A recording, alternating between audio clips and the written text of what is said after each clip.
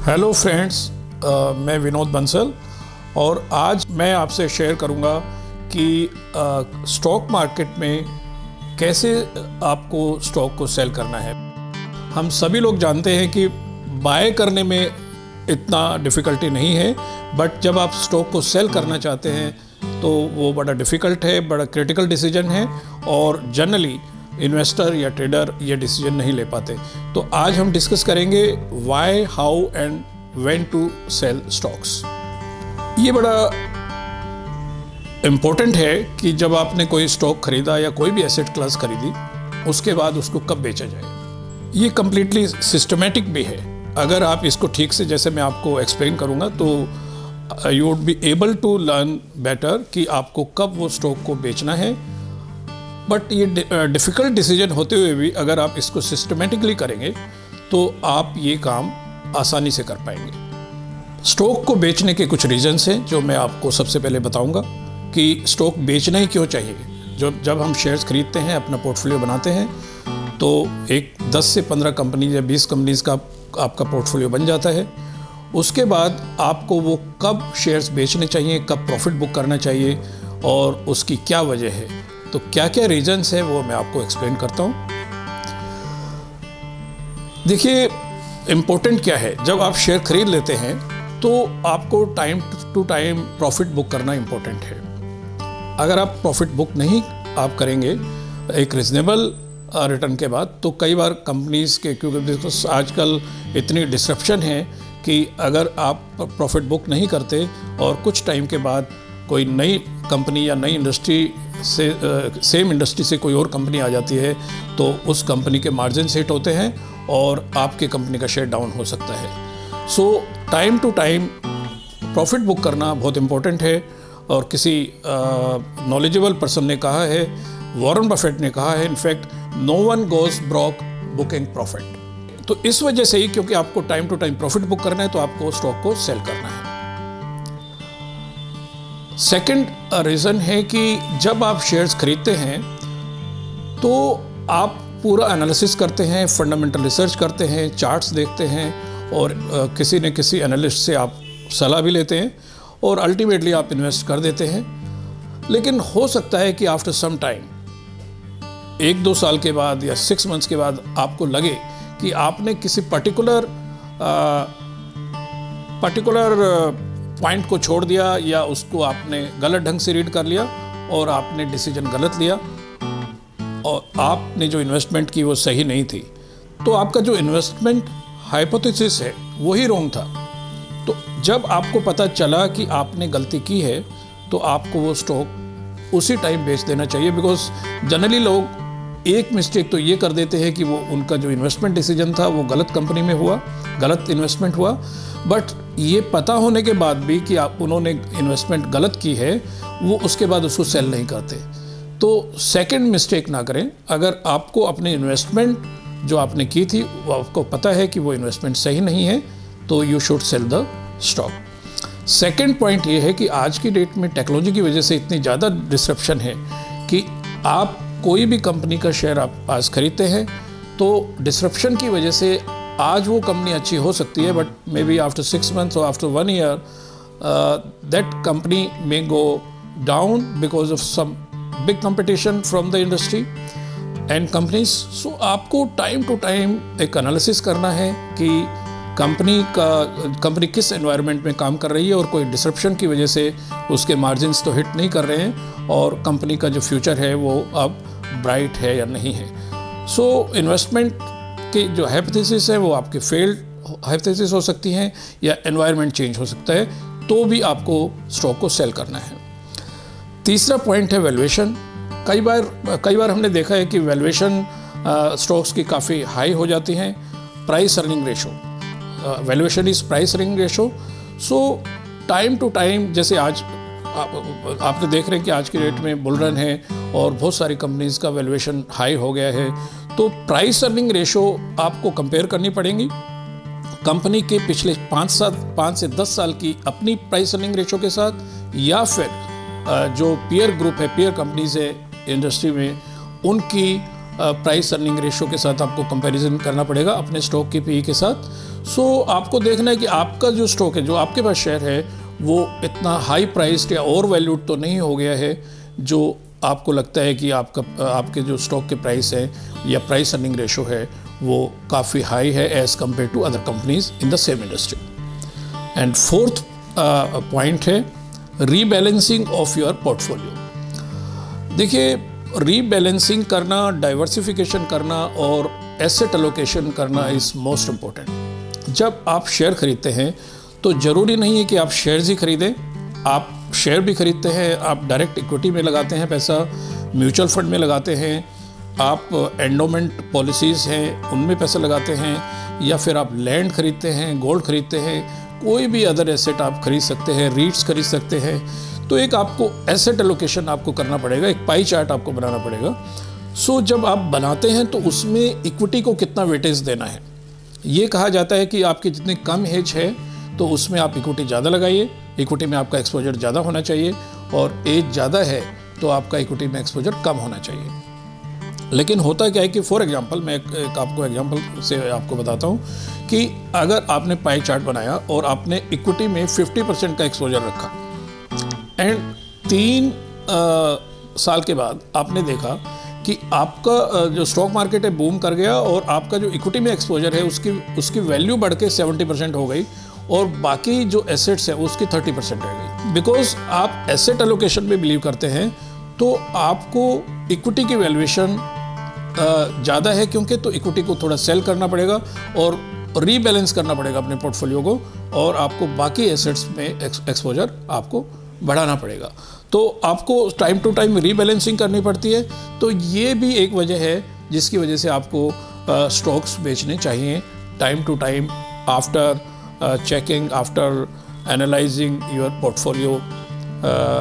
Maybe you can do quarterly, you can do 6 monthly or you can do yearly.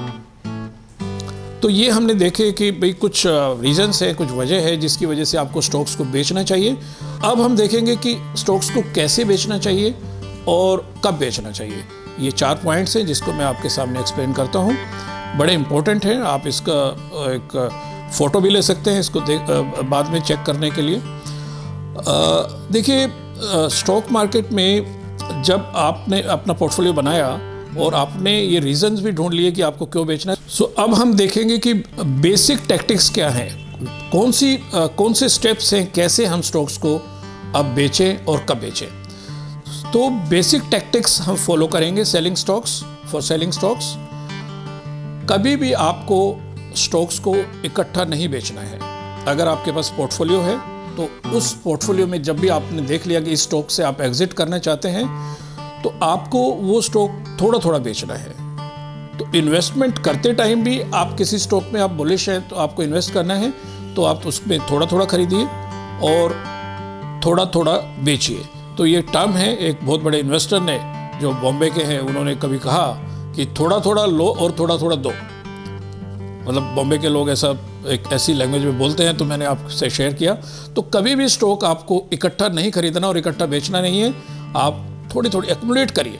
Buying and accumulation में फ़र्क है। Buying is just buying, जो भी quantity आपने खरीदनी है पूरा आप बाइंग कर सकते हैं, बट एक्युमुलेशन इज़ बाय थोड़ा थोड़ा एंड सेल थोड़ा थोड़ा। नेक्स्ट पॉइंट है कट योर लॉस। जनरली क्या होता है कि जो इन्वेस्टर है या ट्रेडर है वो प्रॉफिट पे तो अपना प्रॉफिट बुक कर लेता है, लेकिन लॉस बुक नहीं करते लोग। जनरली उनको लगता है कि अब लॉस हो गया है तो मैं इसको बुक नहीं करूँगा, थोड़ा वेट करूँगा, शायद मेरा ट्रांजैक्शन प्रॉफिट में आ जाए और जब प्रॉफिट आएगा तो मैं उसमें अपना एग्जिट कर लूँगा एट पार पे। At par is break even पे एग्जिट वो करना चाहते हैं, बट ये थ्योरी गलत है। अगर आपने इन्वेस्टमेंट का या ट्रेडिंग आपने कभी की है स्टॉक मार्केट में, तो आप भी देखेंगे कि आपने भी कभी ये सोचा होगा कि अगर आपको लॉस हो गया किसी स्टॉक में तो आप अवॉइड करते हैं टू कट द लॉस। तो सेकेंड पॉइंट है कि अगर आप ट्रेडर है और आपने कोई स्टॉक खरीदा है तो आपको अगर वो लॉस है तो चेक करके कि लॉस क्यों हो रहा है, थोड़ा अपना एनालिसिस करके अपने लॉस को कट करना है। और अगर आपका ट्रांजैक्शन ऐसा है जिसमें आपको प्रॉफिट है तो आपको प्रॉफिट लेना है और उसमें वेट करना है, क्योंकि जनरली जो विनर होते हैं वो विनर रहते हैं और जो लूज़र होते हैं वो जनरली लूज़र रहते हैं और उनमें और लॉस हो जाता है। So cut your loss. Third point है जो मैंने पहले अभी एक्सप्लेन भी किया कि periodic review of your assets and rebalancing it. Quarterly, 6 monthly, yearly आप अपने जो आपका पोर्टफोलियो है जिसमें इक्विटी भी है, स्टॉक्स हैं, बाकी एसेट्स भी हैं, उसको आपको रिव्यू करना है। किसी एक्सपर्ट के साथ बैठ के भी आप रिव्यू करा सकते हैं और आपको उसको रीबैलेंस करना है। और जहाँ पे भी जिस एसेट क्लास को भी बेचने की ज़रूरत है आपको बेचना है, और जिस एसेट क्लास को भी आपको ख़रीदने की ज़रूरत है खरीदना है। इसका मैं आपको एग्जांपल दूं। एक प्लान है that is called formula plan. Formula plan में क्या होता है कि आपने फॉर एग्जांपल 1 लाख रुपए के शेयर खरीदे और 1 लाख रुपया आपका फिक्स डिपॉजिट में है, तो आपके पास 2 लाख रुपए हैं टोटल। 3 महीने के बाद आपने देखा कि आपके स्टॉक्स तो बढ़ के 1,20,000 के हो गए, और नेचुरली एफडी में तो पैसा उतना ही रहेगा विद सम इंटरेस्ट। तो आपको क्वार्टरली रिव्यू करना है ये कि 1,20,000 का आपके शेयर्स हैं और 1 लाख एफडी में है, तो आपको दोनों का टोटल कर लेना है। तो दोनों का टोटल आएगा 2,20,000 रुपया डिवाइडेड बाई 2, 1,10,000। तो आपको 10,000 शेयर्स बेच देने हैं 10,000 रुपीज़ के, और वो पैसा एफडी में लगा देना है। तो दैट मीन्स कि आपका क्वार्टरली बेसिस पे रीबैलेंस आपका पोर्टफोलियो हो गया है, और आपके पैसे जितने एफडी में हैं उतने ही शेयर्स में हैं आफ्टर एवरी 3 मंथ्स। तो आपको लगेगा कि आपका प्रॉफिट भी साथ साथ बुक होता जा रहा है, और अगर कभी स्टॉक मार्केट ख़राब हो गया, ये शेयर जो आपको ख़रीदना था वो नीचे आ गया, या आपका इक्विटी पोर्टफोलियो डाउन है, तो आप उतना ही पैसा दोनों का टोटल करके डिवाइड बाई 2 करके एफडी से पैसा निकाल के और इक्विटी में लगा सकते हैं। तो बॉटम लाइन इज़ कि you need to have your portfolio of equity and fixed deposit equally in amount. So आप क्वार्टरली या 6 मंथली बेसिस पे ये कर सकते हैं। And fourth last point is importance of charts. देखिए जनरली बहुत सारे लोग हैं जो फंडामेंटल पे बिलीव करते हैं, काफ़ी लोग चार्ट्स और टेक्निकल्स पे बिलीव करते हैं, लेकिन मैं ये मानता हूँ कि दोनों ही चीज़ें इंपॉर्टेंट हैं। मैं अब इस पर भी आपको एक एग्जांपल देता हूँ कि अगर किसी को बैलेंस शीट देखनी आती है या प्रॉफिट एंड लॉस देखने आता है और उसको फंडामेंटल आता है, तो फंडामेंटल एनालिसिस उसको अच्छी तरह से आता है, तो वो कॉन्फिडेंट है कि उसको फंडामेंटली सब कुछ पता है, तो he can take a call to buy particular stock. But होता क्या है कि कई बार आपके एनालिसिस है वो गलत हो जाता है। बहुत सारी चीज़ें ऐसी होती हैं जो मैनेजमेंट की आपको नहीं पता होती, तो चार्ट्स आपको बहुत कुछ बताते हैं कि अगर चार्ट्स अच्छा नहीं है, टेक्निकल्स अच्छे नहीं है, ग्राफ अच्छा नहीं है, तो आपको एक रेड फ्लैग है ये कि कहीं ना कहीं इशू है और आपको वो स्टॉक नहीं खरीदना चाहिए अगर ग्राफ अच्छे नहीं है तो मैं ये मानता हूँ कि जैसे जो फंडामेंटल्स हैं वो किसी की आई का काम करते हैं, आँख का काम करते हैं, कि अगर आप अच्छी तरह से कंपनीज के रिजल्ट्स और उसका बिजनेस मॉडल सब कुछ चेक करके इन्वेस्ट करते हैं, तो ये आप उनकी एक इन्वेस्टर की आई का काम करती हैं। लेकिन जो चार्ट हैं वो क्या है, मैं एक बड़ा इंटरेस्टिंग एग्जांपल आपको देता हूँ कि अगर किसी की आंखें नहीं हैं तो नेचुरली वो स्टिक की हेल्प लेता है। तो चार्ट क्या है, अगर किसी को फंडामेंटल नहीं पता, जिसको बैलेंस शीट रीड नहीं करनी आती और जिसको फंडामेंटल एनालिसिस नहीं आता, तो वो चार्ट की हेल्प लेके अपनी ट्रेडिंग या इन्वेस्टमेंट करता है। तो charts are like a stick for a blind person. तो चार्ट है, एक स्टिक है और फंडामेंटल आइज है। अगर आपके पास आपको फंडामेंटल एनालिसिस आता है या आपकी कोई उसमें हेल्प कर सकता है और साथ में आप चार्ट देख सकते हैं, तो you are a person with eyes with stick. You are not a blind person, you are a person with eyes and still having a stick, you can perform better. So दो चीज़ें आपने देखी कि fundamental analysis और technical analysis.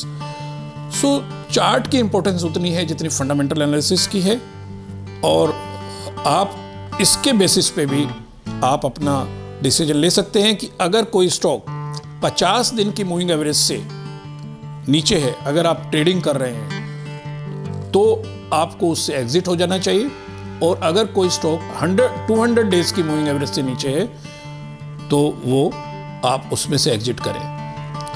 कोई stock अगर 50 days की moving average से नीचे है तो आप उससे एग्जिट करिए। अगर आप इन्वेस्टर हैं तो अगर कोई स्टॉक 200 डेज की मूविंग एवरेज से नीचे है तो आप उससे एग्जिट करें।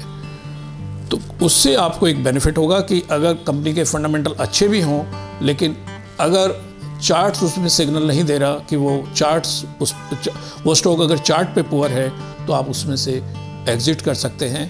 That will give you a big boost to your trading and investment. So friends, I hope ये कंसेप्ट आपको अच्छे लगे होंगे, और मैं ये मानता हूँ कि आपका जो डिफ़िकल्ट पार्ट है हाउ टू सेल, वो इससे उसमें कुछ क्लैरिटी आई होगी। और कभी भी आपको लगे कि मुझसे आप इस बारे में कुछ और डिस्कशन करना चाहते हैं या कोई इन्वेस्टमेंट से रिलेटेड कोई कंसेप्ट क्लियर करना चाहते हैं, because I am in education, so आप मुझे कभी भी मेरी ईमेल आईडी पे आप क्वेरी भेज सकते हैं, तो मैं आपका उस पर रिप्लाई करूँगा। Thank you very much. आज का ये कंसेप्ट हम यहीं फिनिश करते हैं, और इस टाइप के वीडियोस आपको और भी मिलेंगे टाइम टू टाइम, तो आप YouTube चैनल सब्सक्राइब करिए और कनेक्टेड रहिए। Thank you very much.